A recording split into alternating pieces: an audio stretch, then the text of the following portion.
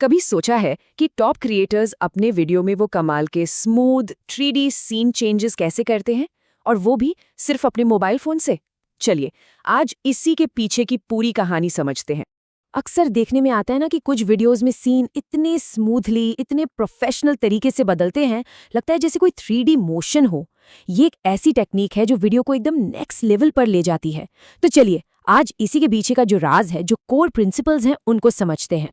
पहली नज़र में ये सब बहुत कॉम्प्लेक्स लग सकता है, लेकिन असल में ये जो इफेक्ट है ना, ये कुछ बहुत ही आसान नियमों और एक स्मार्ट वर्कफ्लो पर टिका है।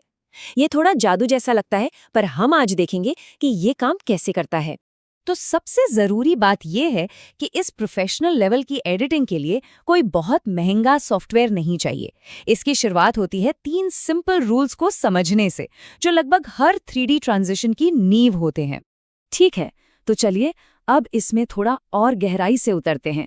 ये जानकर शायद हैरानी हो कि 99% 3D ट्रांजिशन इन्हीं 3 बेसिक आइडियाज पर बने होते हैं। तो सबसे पहला और शायद सबसे कॉमन है लेफ्ट/राइट ट्रांजिशन। इसको ऐसे समझिए जैसे स्टेज पर एक पर्दा एक साइड से दूसरी साइड जाता है। ये ऑब्जेक्ट बिल्कुल वही काम करता है। ये स्क्रीन को पूरी तरह से कवर कर लेता है ताकि सीन ए और सीन बी के बीच का जो कट है वो बिल्कुल नजर ही ना आए। अब आते हैं रूल नंबर 2 पर। ये बिल्कुल पहले जैसा ही है, बस इसे वर्टिकली यानी ऊपर से नीचे की तरफ लागू किया जाता है। इसे एक रोलर ब्लाइंड की तरह सोच सकते हैं, जो ऊपर या नीचे जाता है। ये ऑब्जेक्ट को ऊपर या नीचे की तरफ स्मूथली ले जाने देता है, और जैसे ही ऑब्जेक्ट गुजरता है अगला सीन सामने आ जाता है। सिंपल। और आखिर में वो तकनीक जो आजकल हर जगह दिखती है, खासकर शॉर्ट फॉर्म कंटेंट में। ये वो तरीका है जो सच में गेम बदल देता है। ये तरीका पूरी तरह से अलग-अलग शॉट्स के बीच आने जाने के लिए बेस्ट है। इसमें किसी खास ट्रांजिशन ऑब्जेक्ट की ज़रूरत नहीं होती, जो इसे बहुत ही ज़्यादा फ्लेक्सिबल बना देता है। अच्छा, तो अब जब नियम समझ आ गए हैं तो चलिए अब प्रैक्टिकल पर आते हैं। अब हम देखेंगे कि मोबाइल पर एक 3D दुनिया बनाने का टेक्निकल ब्लूप्रिंट क्या है। बस ये 4 स्टेप्स हैं। यही है मेन सेटअप। यहाँ Z एक्सिस का मतलब है स्क्रीन की गहराई, मतलब कोई चीज़ कितनी आगे या पीछे है।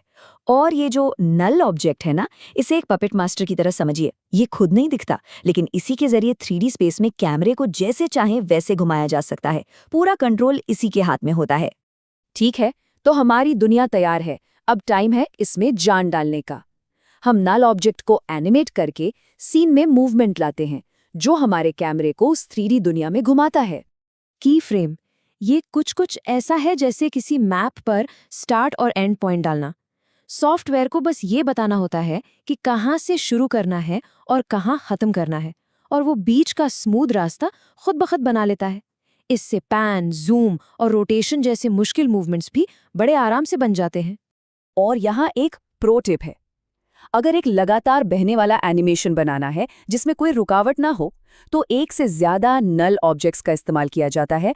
उन्हें एक दूसरे से जोड़कर ये पक्का किया जा सकता है कि अलग अलग मूवमेंट्स के बीच भी मोशन कभी न रुके। यही तो वो चीज़ है जो इसे एक प्रोफेशनल फील देती है। अब वो हिस्सा आता है जहां ये सारी चीजें एक साथ जुड़ती हैं। चलिए देखते हैं कि कैसे ये सभी टुकड़े मिलकर 2 अलग-अलग सीन्स को बिना किसी झटके के एकदम मक्खन की तरह जोड़ते हैं। देखिए, 8 एलिमेंट जैसे कि एक पेड़ का PNG सीन्स के बीच 3D स्पेस में रख दिया जाता है। जैसे ही कैमरा घूमता है, पेड़ स्क्रीन पर आता है और उस एक पल को पूरी तरह से छिपा देता है, जब सीन A की जगह सीन B ले लेता है। ये बिल्कुल आंखों का धोखा है कैमरे के साथ।